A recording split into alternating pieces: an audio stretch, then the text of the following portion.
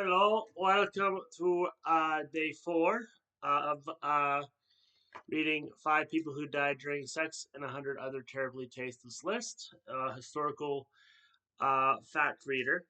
Chapter 4, Health and Beauty.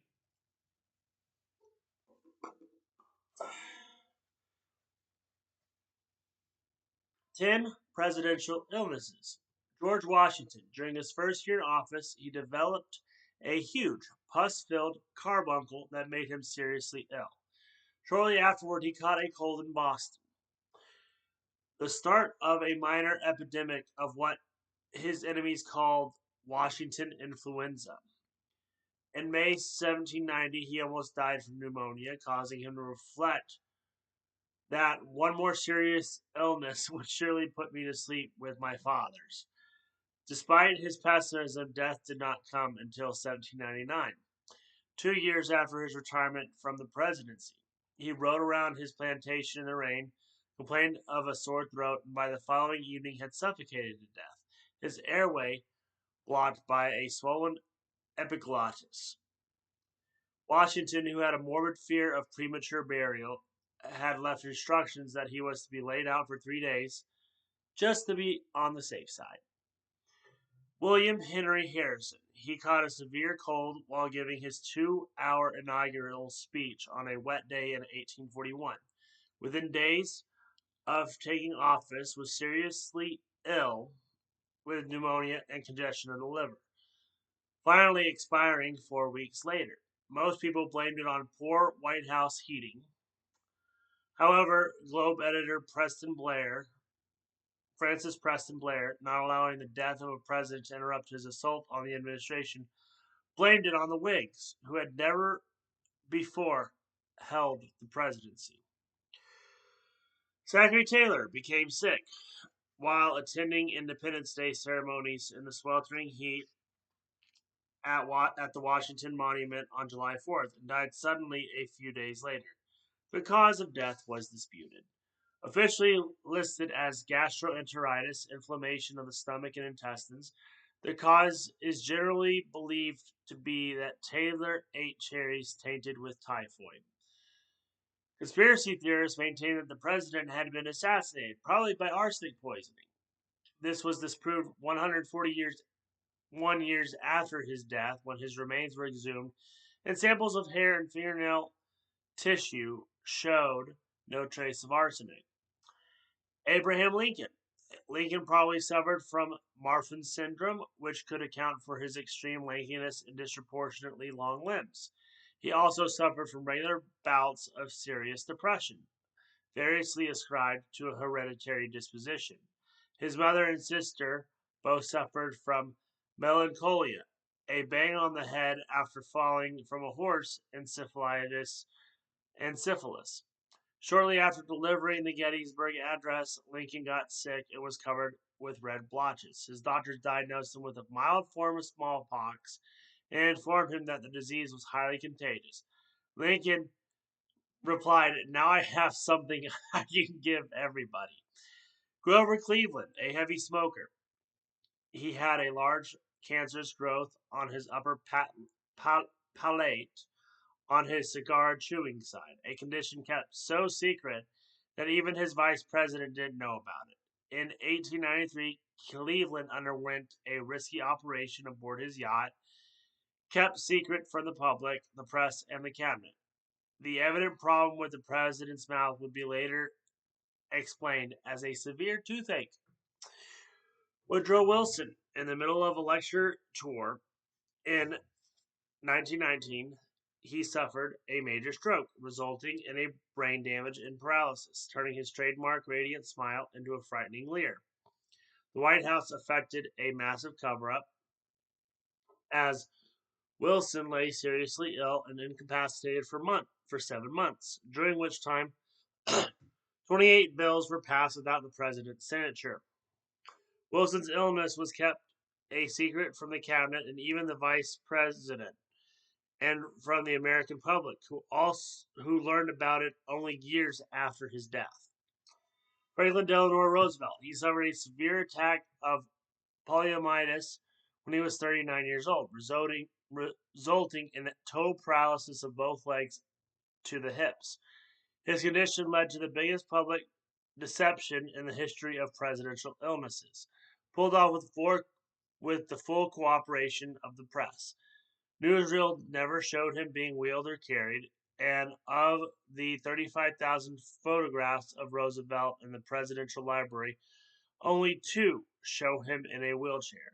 While campaigning for his fourth term in August 1944 to dispel rumors of failing health, he gave a speech standing up with the aid of leg braces.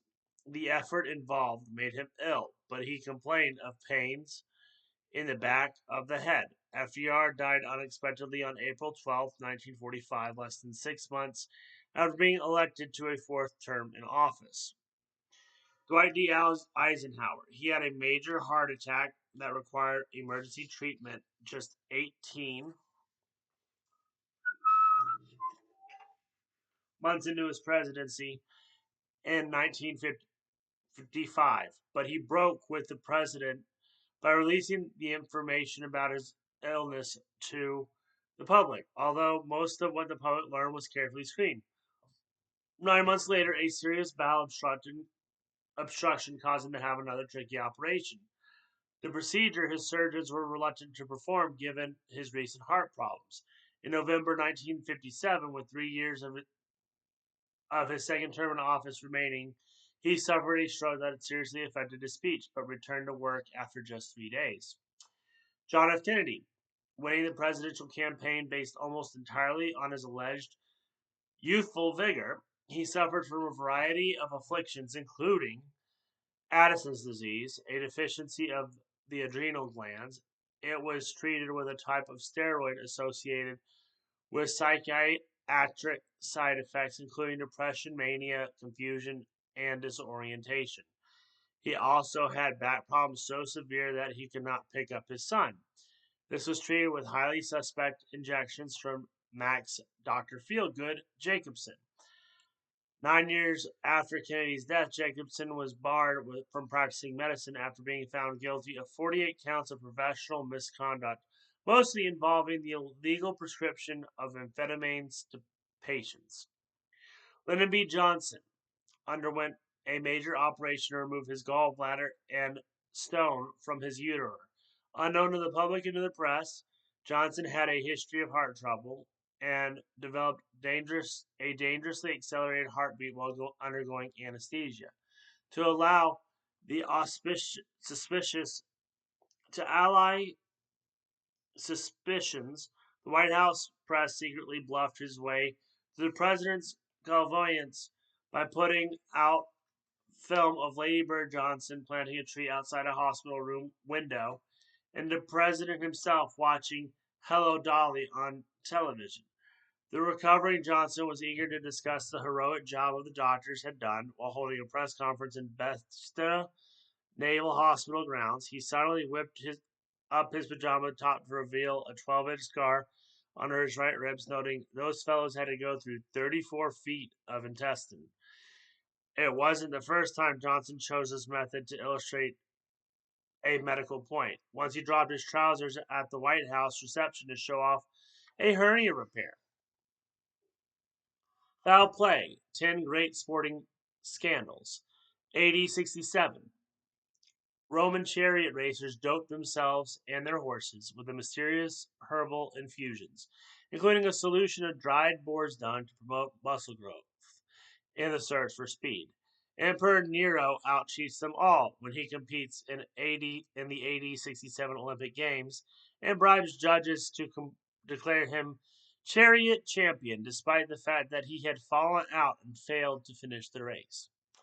1900. The supervision of the early Olympic marathons was a trifle lax. The winner of the 1900 event in Paris, an enterprising local baker's delivery boy named Michael Theato, used his knowledge of the city's geography to take advantage of a few shortcuts down back alleys and side streets. 4 years later, at the St. Louis Olympics, the marathon was held on a grueling course on a hot afternoon, and only 14 of the original 32 starters made it to the finish, led by an uncannily fresh-looking American, Fred Lors.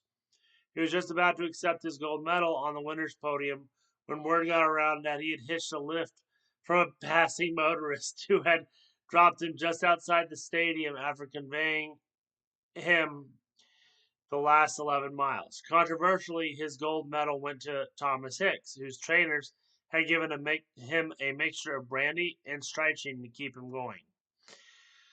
1904, the Tour de France reaches an all-time low amid widespread skullduggery and outright cheating. Spectators leave nails in the road in front of their favorite rivals, while riders take car trips and even train rides. The first four riders are disqualified, including one pulled along who had been pulled along by a car in the front by the means of a wire attached to a cork in his mouth. Although he finishes 3 hours behind the first place rider with two flat tires, race officials declare Henry Cornet the winner. 1919. Disbelieving American sports fans discover that everything has its price when 8 members of the Chicago White Sox, one of the most talented and worst paid teams in baseball history, are charged with taking a bribe to throw the World Series against the Cincinnati Reds. When the trial begins in 1921, most of the records from the grand jury, including records of the players' testimony, have disappeared. The trial lasts for several weeks, but the jury eventually finds all 8 not guilty. However, Shoeless Joe Jackson and 7 accomplices, pitchers Eddie Kikote and Cloud Lefty Williams, third baseman George Buck Weaver, and first baseman Arnold Chick Gandil, utility man Fred McMullen, and shortstop Charles Swede Reisberg, and center fielder Oscar Happy Felsch are banned from professional baseball for life. 1932. Stella Walsh dominates the Olympic 100-meter sprint, confirming her status as the top female sprinter of the 1930s. 43 years later, after becoming an American citizen and being inducted into the U.S. Track and Field Hall of Fame, she is killed by a stray bullet in a Cleveland robbery. The autopsy reveals that she is a he. When Walsh lost her title in Berlin in 1936 to her bitter rival Helen Stevens, her teammates hinted that Stevens was too fast to be a woman.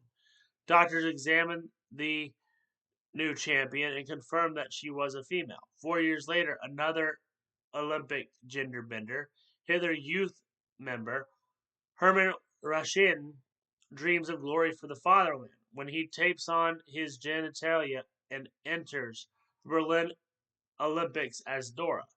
Disappointingly, he just misses out on the medals when he finishes in 4th place in the women's high jump.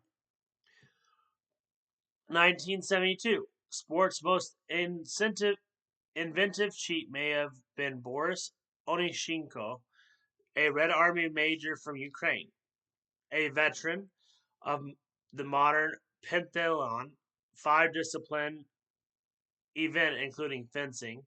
Oshiko arrives at Montreal Olympics as a hot favorite for the gold, having won 2 silvers and a bronze in 3 previous Olympiads. Britain's Epi #1, Sergeant Jim Fox, is outclassed and easily outpointed by Onyshchenko, but complains that his opponent has been scoring without actually hitting anyone. Upon examination of the Soviet athlete's sword, it is revealed to be wired up so he can trigger the electronic scoring system with his hand and register a hit at will. Boris the Cheat exists in the Olympics. Boris the Cheat exits the Olympics in disgrace as a new career in the Siberian salt mines beckons. 1964. The track and field medals fly Moscow's way as the statuette Soviet sisters Tamara and Irina Press add to their impressive haul of 26 world records and 5 Olympic golds. Their bulging biceps, deep voices, and prominent Adam's apples raise eyebrows, however. And 2 years later, under pressure from America, gender testing was introduced for the first time. The Press sisters go into immediate retirement, allegedly to care for their sick mother. 1986, goalies in the 52nd minute of the 1986 World Cup quarterfinals soccer match between England and Argentina. The 5'4" Argentinian Diego Maradona miraculously outjumps England's goalkeeper Peter Shilton, who was almost a foot taller, to head the ball into England's net. Tunisian referee Ali Benakour is the only person in the stadium who has failed to notice that Maradona used his left hand to guide the ball home. It was partly the hand of Madonna, partly the hand of God. The Argentinian captain explains later. Out of the divine intervention, Argentina wins the game and goes on to win the World Cup. 1990, jockey Sylvester Carmicucci emerges from the thick fog at the Delta Downs racetrack in Vinton, Louisiana to finish in first place on 23-1 long shot, landing officer a suspicious 24 lengths ahead of his nearest rival and barely a second outside the course record. Race officials become even more suspicious when they discover that none of the other jockeys can actually recall seeing Kamakuchi at all during the race. In fact, he had dropped out of the mile-long race and rejoined it just before the end. Kamakuchi protests his innocence but is handed a 10-year ban. 2000. The intellectually disabled Spanish Paralympics basketball team storms to victory, beating Russia in the men's final. The euphoria of winning a gold medal is soon obliterated when it becomes clear that 10 of the team's 12 members have no mental deficiency at all. 10 reliable tutor remedies. Asthma. Swallow young frogs or live spiders coated in butter. Gout. Boil a red-haired dog in oil, then add worms and marrow from pig bones. Apply the mixture. Headache. Rub the forehead with a rope used to hang a criminal. Rheumatism. Wear the skin of a donkey. Jaundice. Drink a pint of ale containing 9 drowned head lice every morning for a week. Bubonic plague. Hold a chicken against the sores until the bird dies. Whooping cough. Feed a ferret. Feed it with milk. Find a ferret. Feed it with milk. Then give the leftover milk to the sick child. Warts. Lay half a mouse on the wart for half an hour, then bury it in the ground. As the mouse rots, the warts will vanish. Baldness. Rub a dog or horse urine onto the scalp. Deafness. Mix gallstone of a hare and a grease of a fox. Warm the result. Place it in the ear. Read 'em in white, boys. 12 magic moments in toilet paper history. In 1400, the first toilet paper is made for the Emperor of China. It is available in one size only, 2-inch by 3-inch sheets. In 1509, the King Henry VIII appoints a groom of the stool, whose sole function it is to clean the royal anus by hand. It becomes a highly respected and coveted position.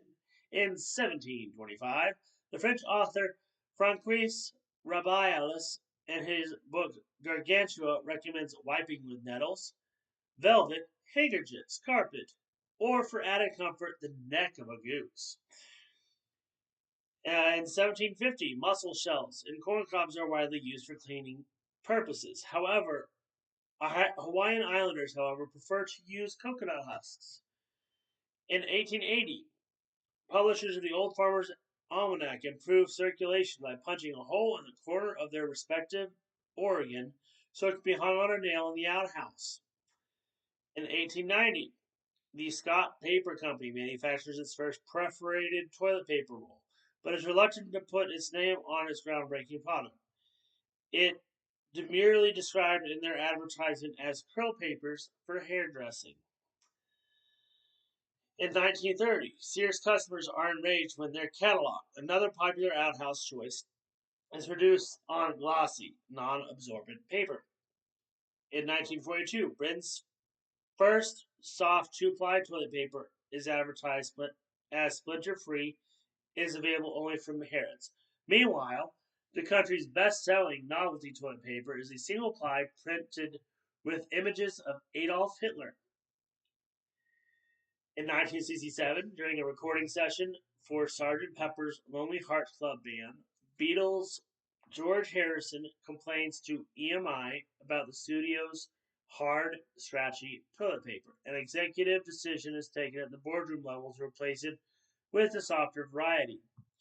In 1984, a Christian group, the World Reformed Alliance, sends 20,000 free Bibles to Romania, where the dictator Nicole Cousteau has promised to distribute them. The Bibles arrive, but Cousteau confiscates the lot and has them pulped to ease a national toilet paper shortage.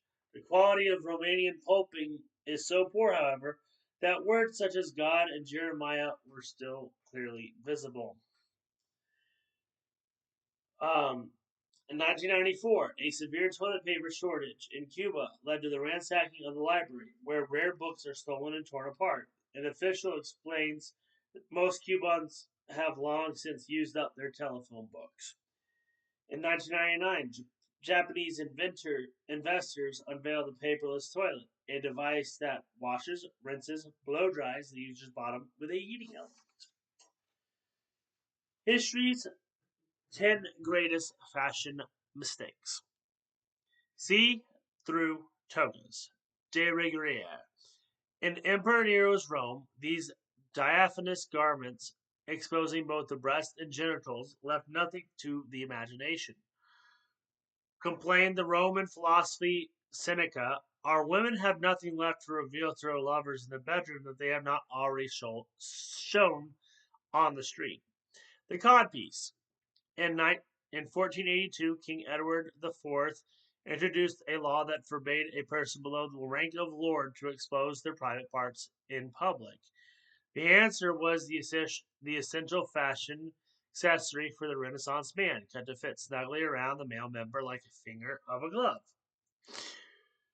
15th century fashion critics were not impressed when Michael de Montaigne sniffed, "What is the purpose of that monstrosity that we to this day have fixed to our trousers? And often, which is worse, it is beyond natural size, through falseness and imposture." Exposed genitals. The best dressed gentleman around medieval England exposed his naked genitals below a short fitting tunic. If the genitals didn't hang low enough, a chap would wear a padded flesh colored falsies called braguettes.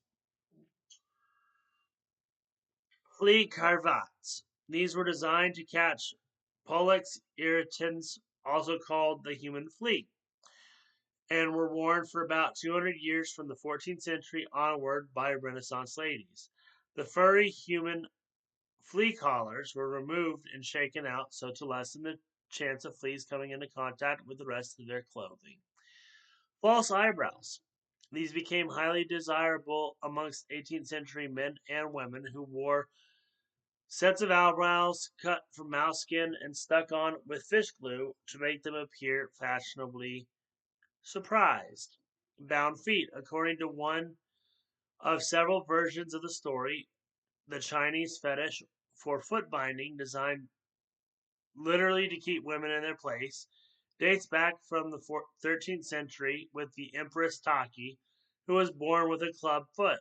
Her courtiers took to binding their own feet in cloth in imitation, and soon small, tightly bound designer feet became highly desirable in Chinese women, even though bound toes were likely to become gangrenous.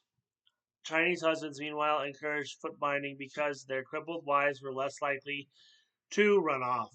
Foot binding was officially abolished by Chairman Mao in 1949. The Prince Albert. Queen Victoria's consort gave his name to a form of body piercing once popular amongst Victorian gentlemen. In order to maintain a perfectly smooth trouser line, the tight trousers that were fashionable at the time, Albert allegedly wore a ring through his penis, which was then strapped to his thigh. Solomon's Water.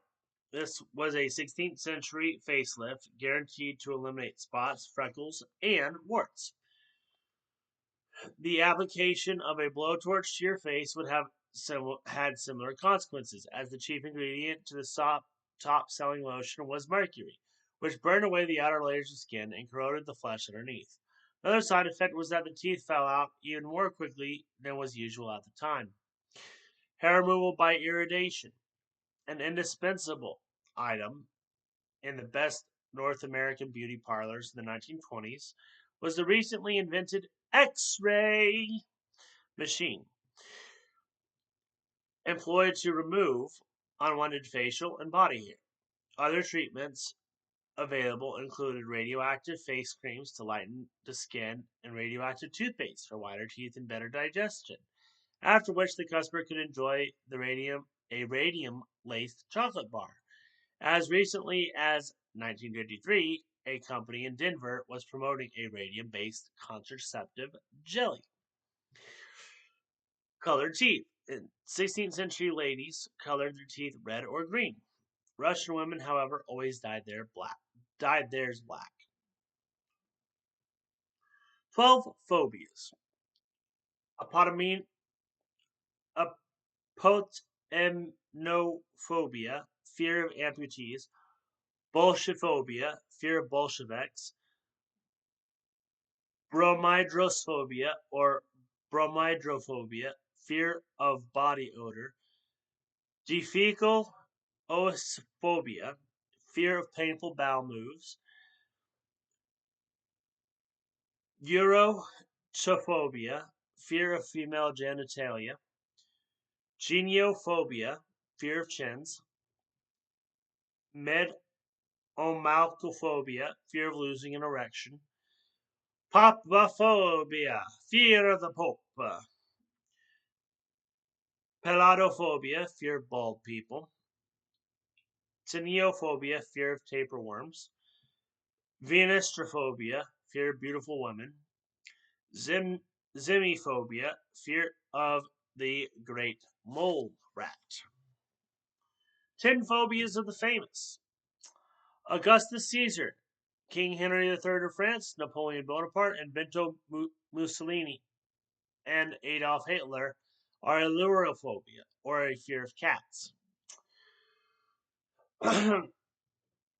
Harriet Montagu, Edmund Yates, Wilkie Collins, and Giacomo Meyerbeer, tatophobia, fear of premature burial. The writer Harriet Martineau left her doctor $35 with instructions that he should make sure she was well and truly deceased before her burial by cutting her head off.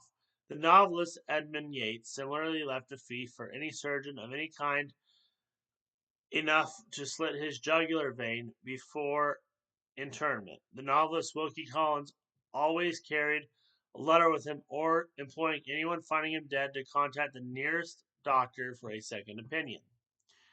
Brad Pitt, ichthyophobia, fear of sharks, even on dry land.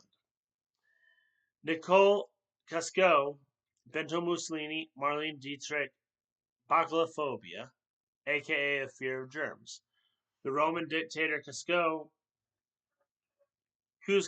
and his wife Elena went on staged walkabouts, which required them to shake a few hands and kiss small children. The secret police selected a few volunteers beforehand and had them locked up for weeks and regularly disinfected in readiness for the big day. Mussolini adopted the Roman style straight arm fascist salute because he couldn't bear the idea of shaking hands with people. Marlene Dietrich's obsession with germs led her to be known by Hollywood insiders as the Queen of Ajax. Alfred Hitchcock, ovophobia, or the fear of eggs. Frederick the Great, Natalie Wood, hydrophobia, fear of water. The king of Prussia was so terrified of water that he could not wash himself, and his servants had to rub him down with dry towels. Natalie Wood fell off a yacht and drowned in 1981. George Bernard Shaw, coitophobia, aka the fear of sex. Shaw lost his virginity to a much older woman at the age of 29. He was so shocked by the experience that he didn't bother to try it again for another 15 years. Maximilien Robespierre, hematophobia, fear of blood. The French Revolutionary kept the guillotine at the Place de la Revolution in Paris in almost continuous use. Robespierre himself, however, was extremely squeamish and couldn't bring himself to even look at the bloodstains on the street cobbles. Robert Schumann, German composer, metallophobia, fear of metal. He especially disliked keys, but not apparently the key of E flat major, which he wrote into his Symphony No. 3. Queen of Charisma of Sweden, entomophobia, fear of insects. The mentally unbalanced 17th century monarch had a miniature 4-inch cannon built in perfect working order so she could spend most of her time firing tiny cannonballs at fleas in her bedroom. The wonder of you. 10 facts about the human condition. The human body comprises enough fat to make 7 bars of soap, enough iron to make a medium-sized nail, and enough potassium to explode a toy cannon, enough lime to whitewash a small chicken house, enough sugar to fill a jam jar, and enough sulfur to rid a dog of fleas. A complete skeleton is worth between $5,000 and $7,500 to a medical student. Your skull alone will fetch only about $450. Your mouth produces about 1 quart of saliva per day. Demox follicorum has 8 stumpy legs and a tail, which is about a third of a millimeter long, and loves nothing more than to recline in the warm, oily pits of your hair follicles. Most adults have this mite, usually on the head and especially in eyelashes, and often in the nipples. You have approximately 4,000 wax glands in each ear. The average adult stool weighs about 4 ounces. About half the bulk of your feces comprises the dead bodies of bacteria that live inside your intestines. The average male foot exudes half a pint of sweat each day. If it weren't for the slimy mucus that clings to the lines of the walls of your gut, your stomach would readily digest itself. The average person will pass about 11,000 gallons of urine in a lifetime. A man weighing 200 pounds would provide enough meat to feed 100 cannibals in a single sitting. 12 historic operations. In 1658, Thomas Hollier, a London surgeon specializing in lithotomy, removes a bladder stone as big as a tennis ball from the young Samuel Pepys. The diarist recovers, but complains afterward that he often passes gravel in his urine, which he tries to cure by drinking turpentine. In 1667, a pioneer attempt at blood transfusion is made as a member of the Royal Society in England, unaware that blood type compatibility is important, gathers to witness the transfusion of 12 ounces of sheep blood into an unfortunate Reverend Arthur Koga. Samuel Pepys, still sore from the encounter with Thomas Hollier, see above, records in his diary. The patient speaks well, saying that he finds himself much better as a new man, but he is cracked a little in the head. Reverend Koga dies soon afterwards. In 1686, King Louis the 14th of France undergoes an operation for anal fistulas. Twice he is sliced open without any form of anesthetic, but the word from the palace of Versailles is that he endured the operation heroically. A group of French nuns at the cloister of Saint Cyr hear of his recovery and celebrate by writing a song called Deus suaves le roi. A traveling Englishman hears the tune, copies it down, and when he gets home, translates it into "God Save the Queen," proving that in 1745, proving that only two qualifications are for a good surgeon are the matter that matter are fast hands and an iron stomach. Royal Surgeon William Cheselden arms his assistant with a watch and removes a kidney stone in under 60 seconds, but throws up after the operation. Um, Admiral Horatio Nelson has his right arm amputated without aesthetic. Oh, in 1797, Admiral Horatio Nelson has his right arm amputated without anesthetic on board the Theseus on July 25th. Nelson is so upset by the feel of the cold scalpel against his flesh that he orders all the amputations performed on the ship under his command should be done with warm knives. After the arm is removed, he is left alone to recover with an opium pill and a shot of rum, the start of a lifelong opium addiction. In 1805, Napoleon's head surgeon, Dominique Leray, sets a new record by amputating a leg in less than 15 seconds. In 1821, King George the Fourth has a sebaceous cyst removed from his head, entirely without the aid of anesthetic, and casually asks the surgeon, Astley Cooper, "So what do you call these tumors?" As a mark of the patient's gratitude, plain Astley became Sir Astley. In 1842, the Scottish surgeon and part-time body snatcher Robert Lister, described as the finest surgeon in Europe, sets a personal best record for leg amputation at 28 seconds. While achieving this record, he accidentally cuts off two of his assistant's fingers and the patient's left testicle. The first amputation carried in 1846. The first amputation carried out under anesthetic is performed at the Massachusetts General Hospital when 21-year-old Alice Mohan is parted from her right leg. The operation is performed by Dr. George Haywood, assisted by Andrew Morton, and his new invention, the ether inhaler.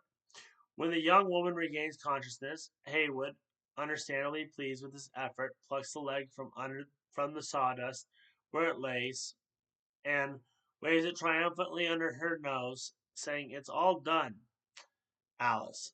There is no record of her reply. In 1846, the famous English engineer Ismard Kingdom Brunel accidentally swallows a gold half sovereign, which he sticks in his windpipe after vomit-inducing drugs fail to dislodge it. The surgeons try unsuccessfully to remove the coin via a tracheotomy. The coin is finally expelled by a more basic method. The engineer has himself strapped to a hinge table and tilted to a 45-degree angle, then thumped hard on the back. Much to Brunel's relief, the coin shoots forward and hits his teeth. In 1881, President James Garfield is shot by the assassin Charles Goutier. Is attended by the first of 16 doctors, Willard Bliss, who jabs a finger into the wound, then inserts a non-sterile probe to find the bullet. Bliss fails to find the slug, but he does so much damage with his probe that it misleads everybody into concluding that the missile had penetrated into the president's liver, and therefore surgery is useless. An army surgeon general sticks his unwashed finger into the wounds, followed by a navy surgeon general who probes his finger so deeply that he punctures the president's liver. Alexander Graham Bell is called in with a metal detector to locate the offending missile, and after several passes, Bell announces that he has located the bullet. Doctors decided to cut Garfield open to remove it, but when Bell's equipment had actually located, however, where the metal springs under the mattress, the bullet remains undetected. Deep and by now infected wound causes Garfield to have a fatal heart attack. The president's autopsy confirmed that the bullet had lodged some way from the spine, and Garfield would have survived if the doctors had only left him alone. In 1887, Queen Victoria had a particularly nasty axillary access drained at the age of 51. When she comes around from the chloroform, she opens her eyes and remarks, "A most unpleasant task, Dr. Lister, most pleasantly performed." Once again, proving that royal patients are not only a lot braver than the rest of us when they have to go under the scalpel, but that their breeding makes them far more courteous. 10 health problems that helped Napoleon meet his Waterloo. Number 1, nausea. Number 2, pituitary dysplasia. 3, prolapsed hemorrhoids. 4, constipation. 5, syphilis. 6, chronic fatigue. 7, peptic ulcer. 8, dysuria, difficult or painful urination. 9, abdominal cramps. And 10, anorexia. Of lice in men, 10 great unwashed. St. Francis of Assisi. St. Francis of Assisi listed personal filthiness amongst the insignia of piety in line with the early teachings of the Christian Church, which held that dirtiness was next to godliness, and that bathing was evil, ungodly, vanity punishable by an eternity in hell. One 4th century Christian pilgrim boasted that she hadn't washed her face for 18 years. St. Anthony never washed his feet. St. Abram didn't wash his hands or feet for 50 years, and St. Sylvia never washed any part of her body except for the fingertips. Ludwig van Beethoven, the German composer, had such a disregard for personal cleanliness that his friends had to take away his dirty clothes and wash them while he slept. Chairman Mao, the Chinese Communist leader, never took a bath or brushed his teeth, the latter on the grounds that tigers never brush their teeth either. He achieved an epic personal hygiene problems that grew steadily worse over the years as the years went by. The septuagenarian was having several young concubines rub his body down with hot towels instead of bathing. Ramasubha Sidrajan, the Bombay religious mystic, eschewed personal hygiene as proof of his faith to his followers and claimed to have not brushed his teeth, bathed, or shaved in 65 years. Tsar Peter the Great, renowned throughout Europe for his lack of personal hygiene, he was incredibly smelly even by 18th century standards and was blissfully unaware of the rudimentary table manners or even basic potty training. When the Tsar and his courtiers visited London, onlookers noted that they intermittently dripped pearls and lice as they walked. King Frederick the Great. His clothes remained unchanged for years, and he shuffled in rags around his palace, which was in places ankle deep in excrement provided by his pack of beloved Italian greyhounds. When he died, the shirt on his back was so rotten with sweat that his valet had to dress him in one of his own shirts for the burial. King Louis XIV. The king was an enthusiastic lover, but his advances were a trying time for his mistresses. When the doctor persuaded him to bathe for medical reasons, the French king tried to get out of it by feigning a terrible headache and vowed never to repeat the experience. He only took 3 baths in his lifetime, each of them under protest.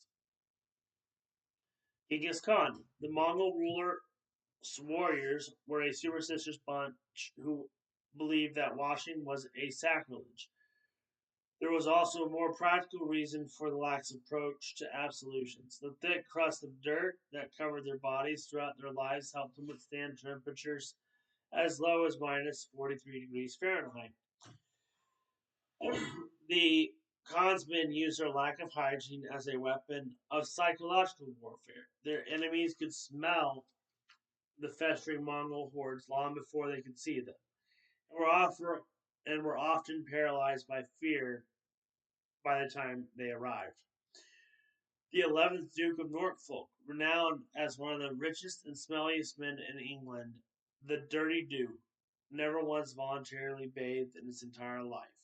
When his servants found it impossible to occupy the same room with him, they got their aristocratic employer blind drunk and quickly bathed him before he regained consciousness. King Henry IV, the French king, was known, unusually for the time, for being a stickler for changing his shirts regularly, but when he went around the court smelling like kerosene, when his fiancée Mary de Medicis met him for the first time, the stench almost made her faint.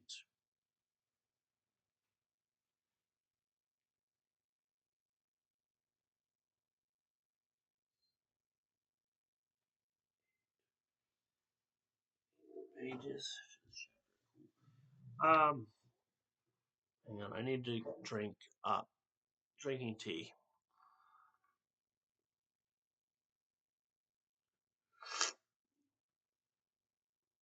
Alright.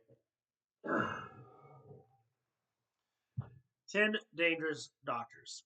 Gallian, the 3rd century Greek anatomist, personal physician to the Roman Emperor Marcus Aurelius, killed more people than any other man in medical history. For more than 1,000 years, Gallian was acknowledged by the Roman Catholic Church as the world's only official authority on human anatomy. The church was not the least concerned that Gallian had never actually seen the inside of the human body, nor that his 100 or so medical textbooks were wild guesswork based on the observations of dead pigs and dogs. Thanks to Gallians, generations of medical students learned that the brain was a large clot of phlegm, and that the heart had 2 chambers, that the best way to cure a headache was to cut holes in the skull, and that the quickest way to cure a cough was to amputate the uvula at the back of the patient's patent, and that post-operative wounds should be dressed with pigeon's blood. Guy Fagon, 18th century resident French physician at the court of Versailles, known as the Killer of Princes. Within 14 days in 1715, he wiped out almost the entire French royal family by treating a measles epidemic with a tough regimen of purges, emetics, and prolonged bleedings. The infant Louis the 15th survived only because his nurse refused to hand him over to Flagon and hid him. Fagin once advised King Louis XIV to drink nothing but Burgundy for his health. Dr. Walter Freeman, the professor of neurology at George Washington's University, invented production line lobotomy, performed with an ice pick and hammer under local anesthetic. Freeman's first patient was a 63-year-old woman from Kansas who had second thoughts upon learning that her curly blonde hair would have to be completely shaved off. Freeman reassured her that she could keep her curls, confident that after the operation she would no longer care. In the 1940s and 50s, the Freeman lobotomy was performed on more than 20,000 patients as he toured the U.S. In his specifically equipped camper van, his lobotomobile, his most famous patient was rebellious Hollywood starlet Frances Farmer, who was subjected to the Freeman lobotomy at the age of just 34. He even had a photo of himself taken of himself performing it. John Richard Brinkley, a small town doctor working at Milford, Kansas in the early 1900s, Brinkley believed that he could renew a man's sex drive by transplanting the sexual glands of a goat into a male scrotum. He persuaded a local farmer to allow him to test the theory, and a year after he transplanted, the farmer's wife gave birth to a baby boy named Billy for a mere $750. Brinkley offered his services to anyone willing to undergo his surgery, and he found plenty of eager subjects. The first few transplants using gonads from the odorless Toggenburg breed of goats were performed without any major hitch. His goat gland therapy came to the attention of Henry Chandler, owner of the Los Angeles Times, who also went to Brinkley's surgery, publicized the technique in the newspaper.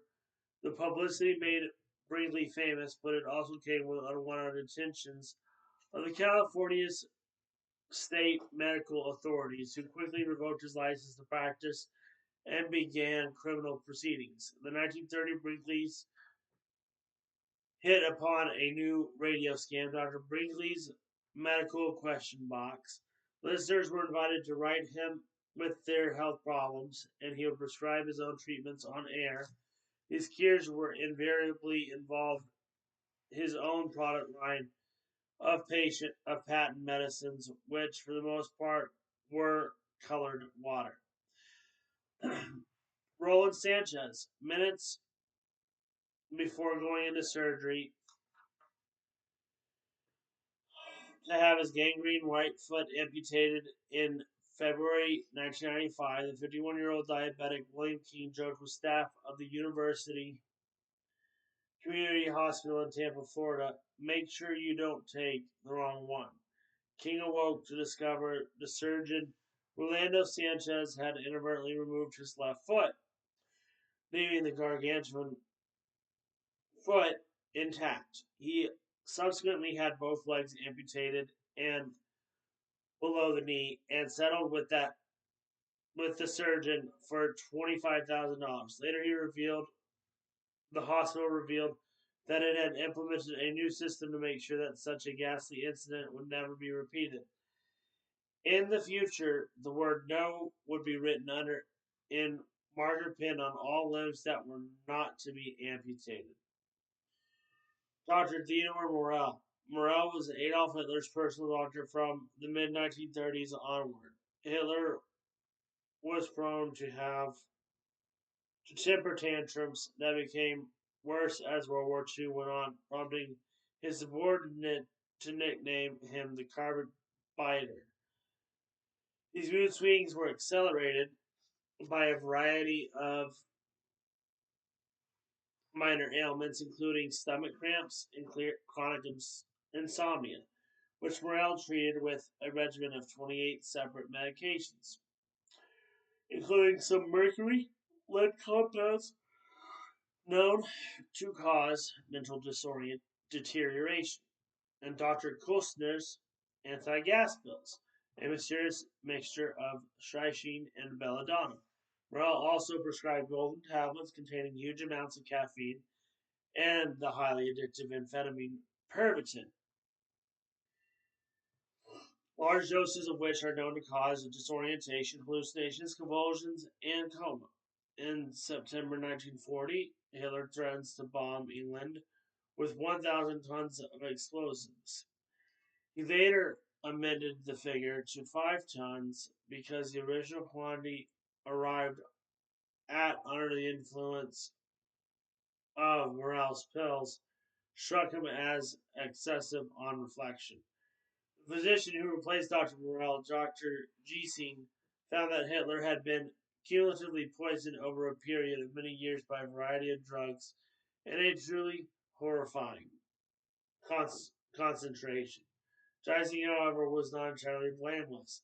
In 1944, he treated a cold with a 10% cocaine solution, and in Hitler's last days gave him large quantities of cocaine drops for an eye complaint. Sir William Ambethot Lane, the surgeon of Guy's Hospital, London, was responsible for possibly the most painfully misguided medical mistake of the 20th century, the surgical removal of the colon. Lane's life was dominated by two great passions: ballroom dancing and the condition of the human bowel. The latter, he believed, was the seat of all known medical problems. Lane advised his patients to oil their colons daily with a pint of cream and to sleep flat on their stomachs, and made a remarkable claim that red-haired women were naturally immune to constipation. In 1903, he made a breakthrough discovery that the human colon was u- was useless, merely an unnecessary tube of tissue and muscle full of nasty smells. Lane was about to test his hypothesis by ridding the world of colons. Patients who came to see him for minor ailments had their colons removed and tossed into the incinerator as a matter of routine. Before long, his theory became fashionable, and surgeons all over the world agreed that the humble colon was responsible for a whole range of diseases, including cancer and tuberculosis. This fad lasted for about 10 years before Lane's work was widely discredited. Sir James Clark.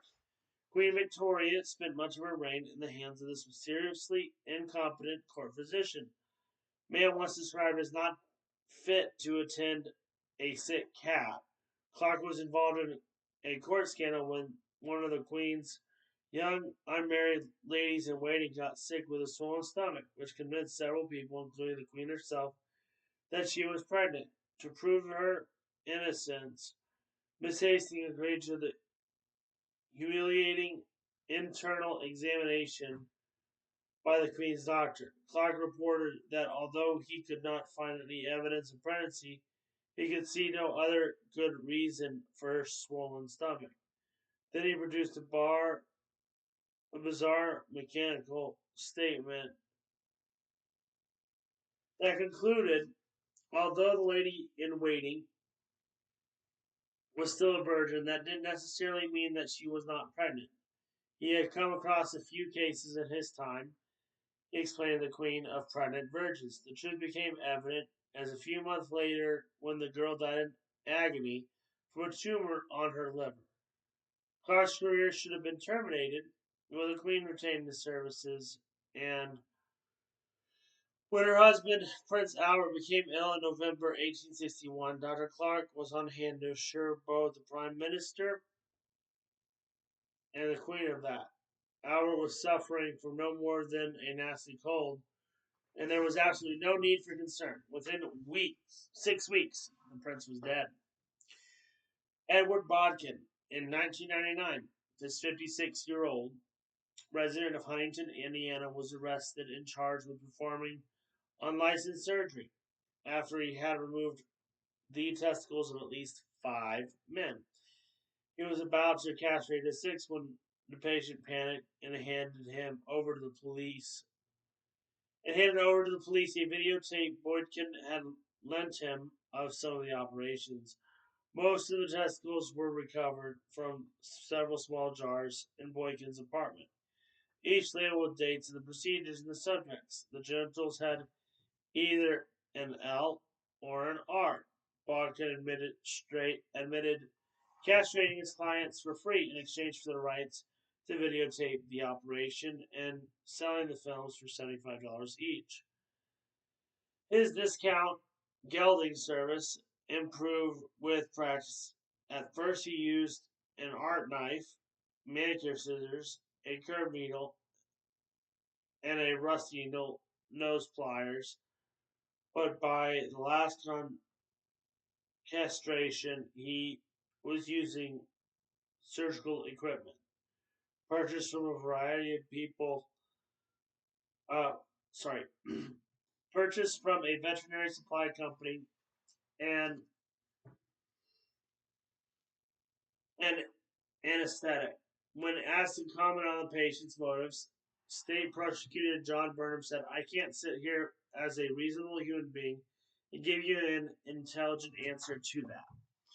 Dr. Harold Shipman, a GP from Hyde, near Manchester, England, Shipman was sentenced to in 2000 to 15 life sentences for the murder of 15 patients, 14 female and one male, by diamorphine injection.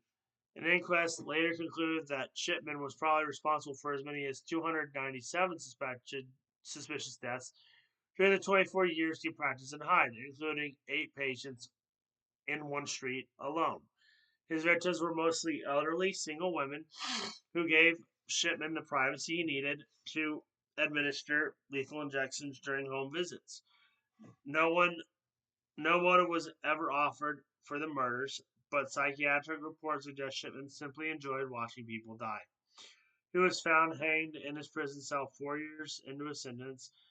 An inquest in 2005 attributed even more deaths to Shipman carried out during his time as a junior doctor, bringing the estimated total of murders to 350 people. I have a little list 10 deformities of the famous. Moses, a reluctant public speaker, described himself as heavy of mouth. He had a major speech impediment and probably suffered from cleft lip and palate. In Exodus 6:12, Moses describes himself as having uncircumcised lips. And Boylan, she had 6 fingers on her left hand and 3 nipples. If King Henry VIII divorce petition had failed, he planned to use the extra digit and a supernumerary nipple as evidence that she was a witch. Marshal Charles Maurice de Talleyrand, the French revolutionary and statesman, had a deformed leg, the result of being dropped by his nurse. King Richard III was the subject of a number of colorful inventions. According to one, he was born with his wife with a full set of teeth and with brown hair down to his waist. Same as Hunchback was also probably invented by his enemies. No portrait, suit of armor, or contemporary description attests to it. Lord Byron, the Romantic poet, was born with a club foot, which he later attributed to his mother's tight corsets. The Napoleon, the emperor, had hemicryptocytum, a one undescended testicle, which means that he had one testicle that was MIA.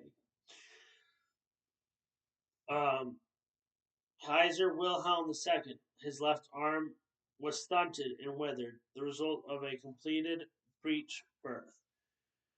Joseph Stalin, his left foot had webbed toes, and his left arm was shorter than his right. Joseph Goebbels, Goebbels, he was born with a left leg 3 inches longer than his right. According to the official version, it was a result of a childhood illness. The possibility that one of the architects of the Nazi movement had a genetic defect didn't go well with the prevailing ideology. Adolf Hitler, according to Soviet medical reports, he did indeed have only one ball. According to Eva Braun, Hitler's testicular damage was a result of a boyhood mishap with a wild alpine goat. Good Lord, how many more pages? Jesus.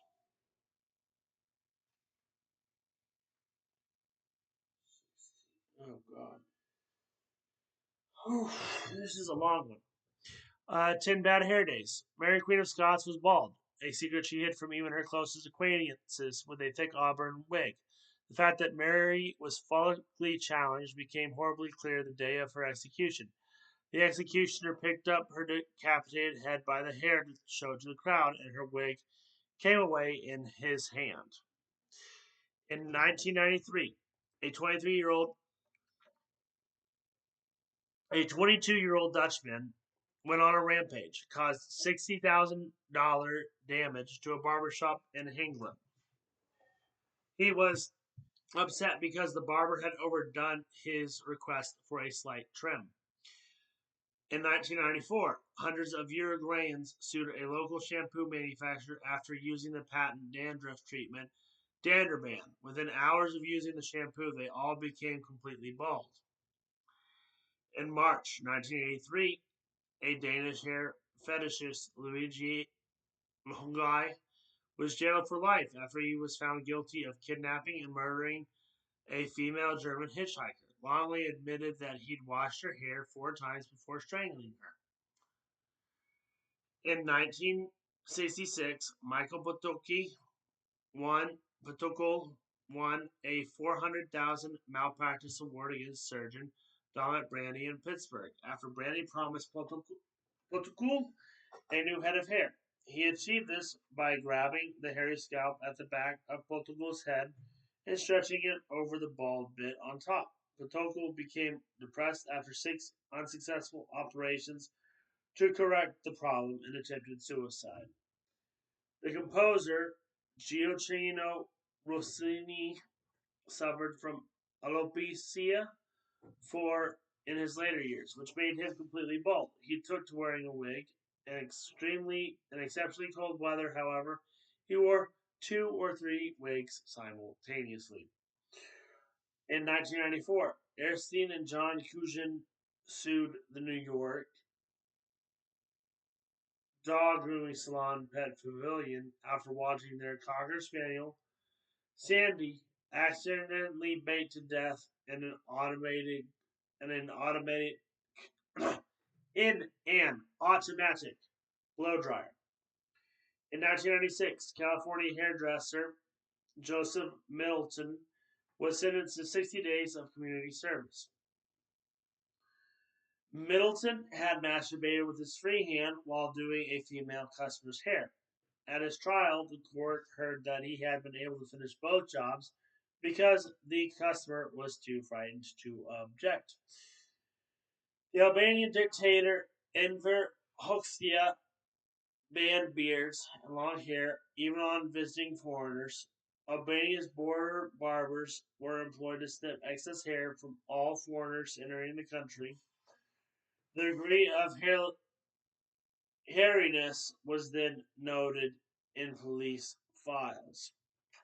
Henry Ford had always washed his hair in water containing rusty razor blades and believed that the rusty water was a hair restorer. 12 milestones in oral hygiene. 350 BC. Hippocrates, the father of medicine, recommends a toothpaste made of 3 mice and the head of a hare. 50 BC. Romans relieve toothache by tying toes to their jaws and make toothpaste and mouthwashes from urine. Apparently, the very best piss was Portuguese. In AD 50, a Greek scholar Pliny advises that the toothache can be avoided by eating 2 mice a month and recommends pervasive green frogs, burnt hill the ox toad, and worms as a cure for halitosis.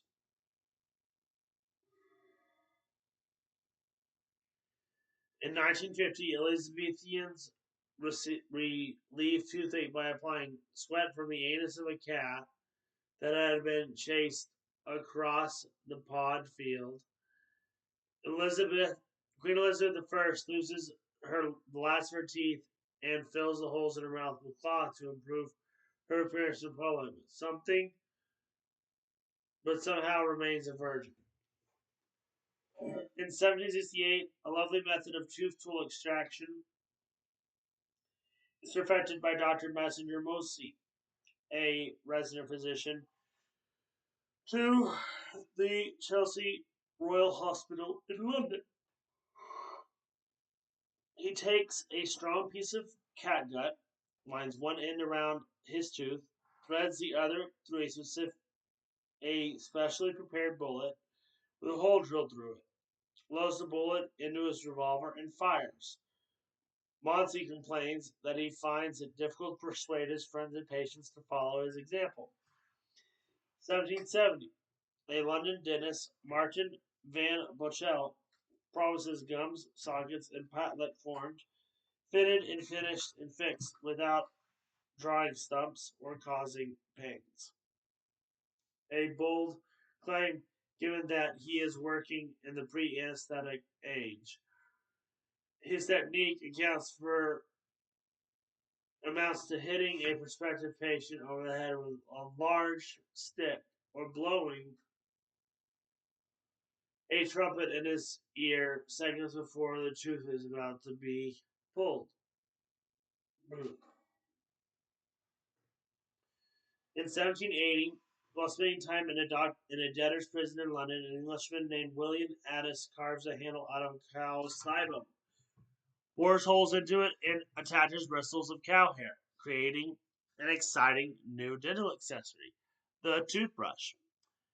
In 1865, tons of teeth from the Civil War dead are shipped to England to be worn by rich and fashionable and to satisfy their craze for tooth transplant, a surgical procedure first performed by John Hunter in the 1750s. Although highly dangerous, the practice which encourages poor people to sell their own perfectly good teeth continues well until shortly before World War I.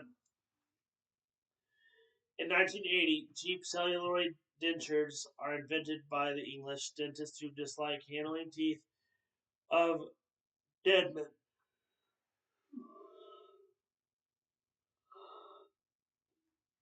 They were briefly popular but never really caught on, as they were highly flammable and prone to spontaneous combustion if the user smoked.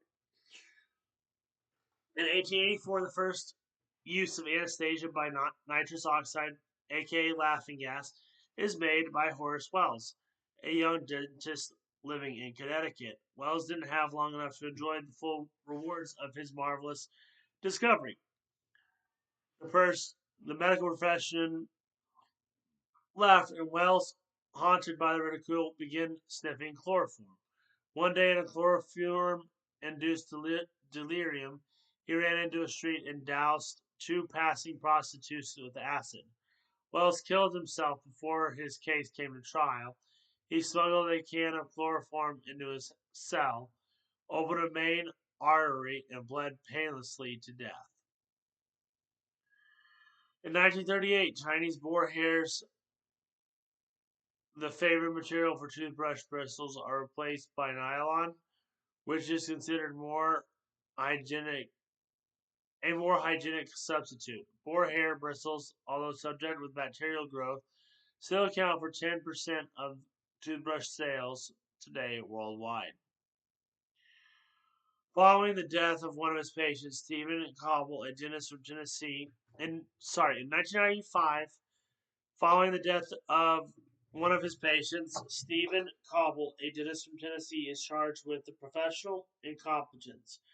Former of his patients complained that he has given them checkups by having his assistant rub their backs, stomachs, and arms.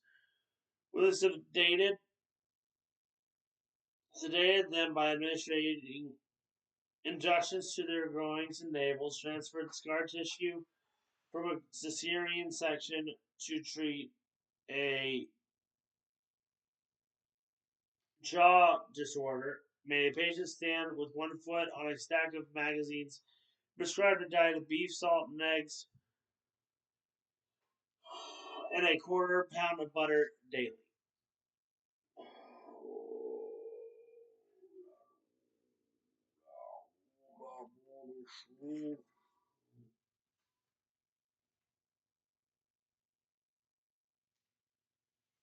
Goodness gracious.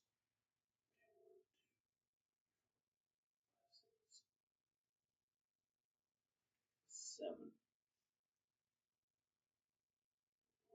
8, 9. All right, 10 great sporting moments.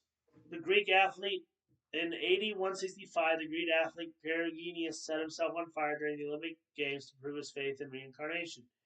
He hasn't reappeared at any subsequent Olympic meetings, although he did enjoy a small cult, and his staff came to be regarded as a religious relic.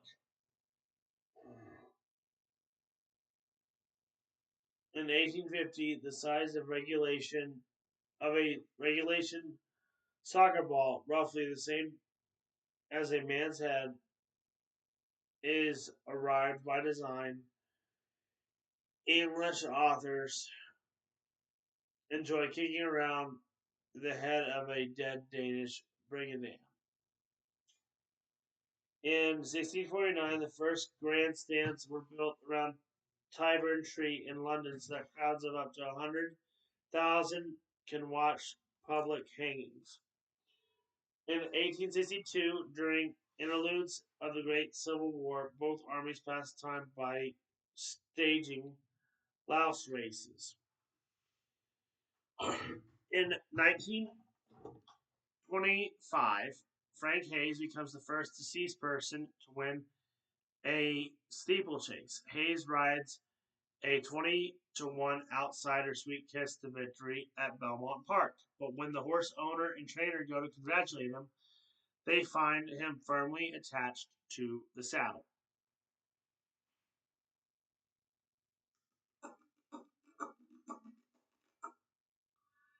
But slump forward. Doctors confirmed that a fatal heart attack made him an ex-jockey before he crossed the finish line.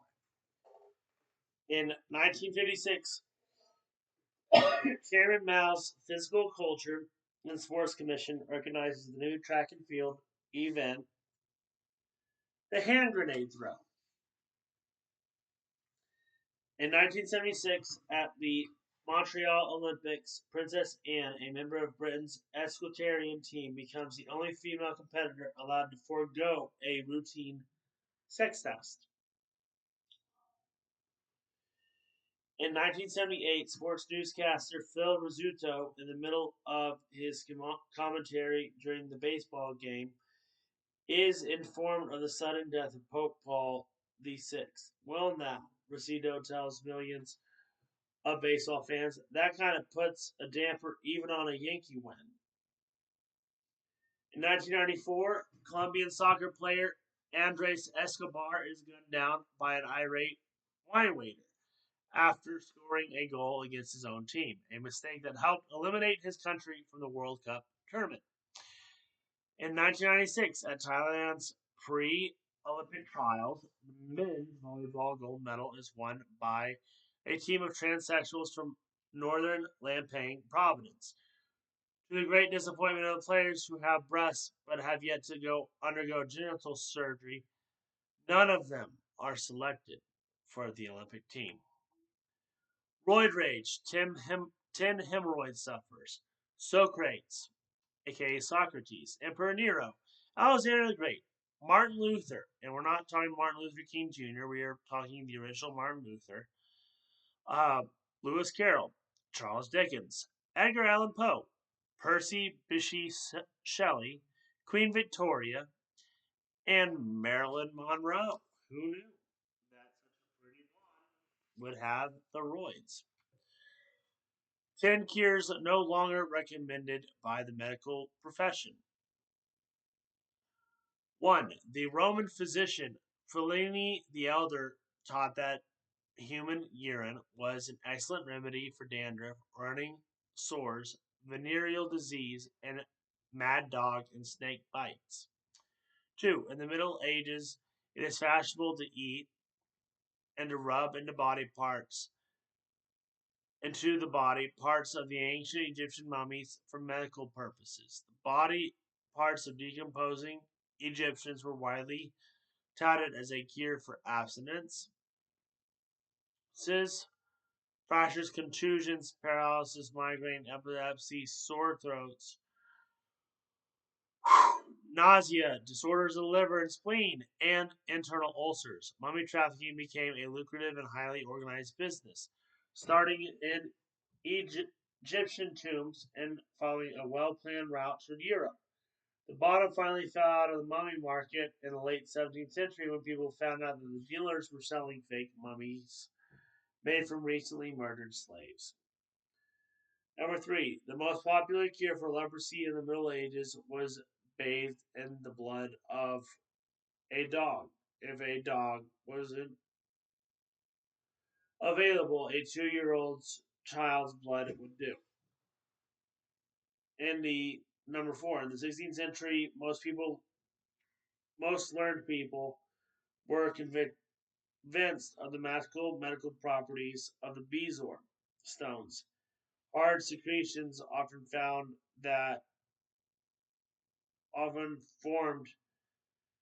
in the cow's stomachs or goat's gallbladders.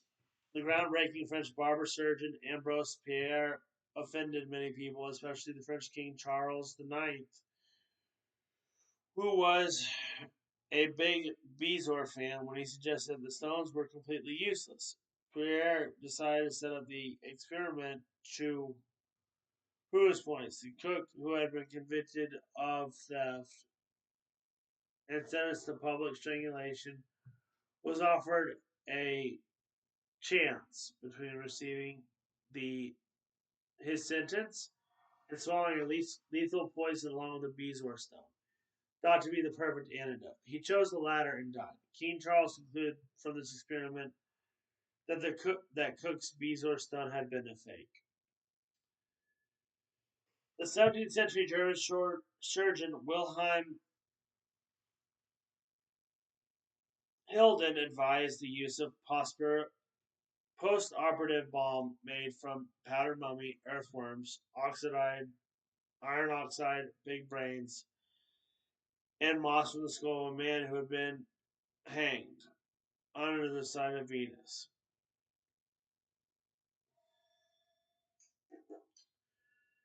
The truly innovative part of Hilda's prescription was that this mixture was to be applied not to the wound but to the knife that caused it. Early suggested cures for syphilis included having income with a virgin, or having intercourse with a virgin, rubbing dung into the male organ, and bathing in horse urine. The only regular precaution taken to avoid venereal disease in Elizabethan times was to wash the genitals in vinegar. The 18th century cures for venereal disease included a sound thrashing and having the penis wrapped in warm parts of freshly dismembered fowl. Until the 16th century, when the French surgeon Ambrose Pierre proved it unnecessary, the standard cure for male hernias was castration. Britain's first Prime Minister, Sir Robert Walpole, ate about 180 pounds of soap over the period of several years in an attempt to get rid of a stone in his bladder. Uh, Number 9. The wealthy 19th century politician and country squire Jack Mytton of Howson, Shropshire, died at the age of 38 after sustaining injuries from setting fire to his own nightshirt in an attempt to cure his hiccups. Before before the horribly burned Mytton expired, he remarked, "Well, the hiccups are gone. The hiccups is gone, by God." Number 10. In the 19th century, New York physician Dr. Thomas Spencer attempted to cure chloria by plugging the patient's anus with sealing wax. And the last notes of this chapter: 10 celebrity fashion and beauty tips. 1. Chairman Mao's gray military style Mao suit, previously known as the Sun Yat sen suit, later worn by millions, made its first appearance in 1949. Mao's chief of protocol, Yu Yiqing, suggested that in the future he stick to more conventional dark suit when he was receiving foreign dignitaries. Yu's fashion tip went unheeded. He was fired and later committed suicide. Number 2. On the date of his execution, King Charles I wore 2 undershirts. It was very cold, and he didn't want anyone to see him shivering. Number 3. When the wardrobe of Empress Josephine, first wife of Napoleon Bonaparte, was inventoried in 1809, she was found to own 666 winter dresses and 230 summer dresses, but only 2 pairs of underpants. Number 4. Few in the diplomatic corps have served with as much distinction as Queen Anne's cousin, Lord Canterbury. The third Earl of Clarendon, who was the governors general of New York and New Jersey from 1701 to 1708. The veteran British parliamentarian, a burly transvestite in his spare time, opened the New York Assembly wearing satin shoes, blue silk ball gown studded with diamonds, and a fancy headdress. When Queen Anne's American subjects complained about their governor's dress, Cornbury dismissed the locals as stupid. It was perfectly obvious, he said, that as a representative of Her Majesty, he had a duty to represent her as accurately as he could. Queen Anne had him recalled. Number 5. In an attempt to make himself more attractive to his girlfriend Gala, Salvador Dali shaved his armpits until they bled and wore perfume made of fish glue and cow dung. Number 6. When syphilis robbed the great 16th century Danish astronomer Tycho Brahe of his nose, he had an attractive artificial nose made out of gold and silver. The famous French racing driver Jean Behera wore a plastic ringlet ear after losing the original in a racing crash in 1955. He always carried a spare in his pocket just in case. Number 8. George Washington had at least 4 sets of false teeth, which he sewed in port overnight to make them taste better. By the time he became president, he had only 1 tooth left and used a set of dentures fashioned from cow's teeth. Washington later contacted a leading dentist in Philadelphia who produced a state-of-the-art set carved not from wood, but from hippopotamus tusks. The new dentures were thoughtfully drilled with a hole to fit over Washington's remaining tooth. Unfortunately, they were a very bad fit and the cause of constant pain, which the president tried to ease by taking laudanum. Washington is noted for not smiling very much for his portraits. Number 9. The Soviet leader Joseph Stalin was never seen without his high, heavy black riding boots. Even on the most inappropriate occasions and uncomfortable conditions, he once had one of his bodyguards sent to the salt mines for not wearing boots. It turned out that the bodyguard had taken to wearing slippers so as not to wake Stalin when he was sleeping. Stalin had him arrested for plotting to assassinate him. A guest once asked Stalin why he never took his boots off even on a stifling hot day. The Russian leader replied, because you can kick around someone in the head with them so hard they'll never be able to find his teeth. Number 10. Mae West wore 8-inch platform shoes and false nipples. That's it for this chapter. If you enjoyed, please do like, comment, and subscribe, and I will see you in the next wonderful video where we read chapter 5 of 5 People Who Died During Sex and 100 Other Terribly Tasteless Lists. Please do like, comment, subscribe, and I will see you in the next video. Bye.